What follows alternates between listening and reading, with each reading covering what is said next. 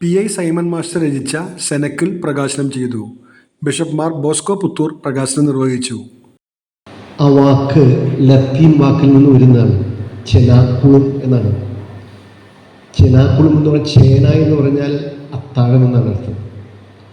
അപ്പോൾ അക്ഷരാർത്ഥത്തിൽ അതിൻ്റെ പേര് അത്താഴശാല എന്നാണ്. അപ്പർ റൂം എന്ന് ഇംഗ്ലീഷിൽ പറയും.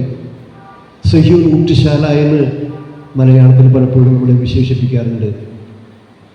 ഈശോയുടെ ജീവിതത്തിലെ ഏറ്റവും ധന്യമായ രണ്ട് പ്രധാന സംഭവങ്ങൾ നടന്നത് സഹ്യോൻ ഊട്ടുശാലയിലാണ്, സെനക്കിളിലാണ്.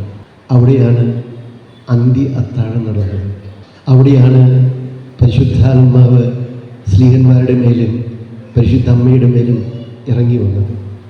ഇപ്പോൾ സൈമൺ മാസ്റ്ററുടെ പുസ്തകം പരിശുദ്ധാത്മാവിൻ്റെ ചൈതന്യത്തിലേക്കുള്ളൊരു തീർത്ഥയാത്രയാണ് എന്ന് വേണമെങ്കിൽ പറയാം. ഗുരുവായൂർ സെൻറ് ആൻ്റണീസ് പള്ളി വികാരി ഫാദർ സേബി ചിറ്റാട്ടുകര അധ്യക്ഷത വഹിച്ചു. Clelia convent mother superior sister Rosa Maria പുസ്തക പരിചയം നടത്തി. സംസ്ഥാന മുന്നാക്ക വിഭാഗ കമ്മീഷൻ അംഗം സെബാസ്റ്റ്യൻ ചുണ്ടൽ ആദ്യ പ്രതി ഏറ്റുവാങ്ങി. ഫാദർ പ്രകാശ് പുത്തൂർ അനുഗ്രഹ പ്രഭാഷണം നടത്തി. Puthur Ittoop master Eliyakutty family charitable ട്രസ്റ്റിൻ്റെ ആഭിമുഖ്യത്തിലാണ് ചടങ്ങ് സംഘടിപ്പിച്ചത്.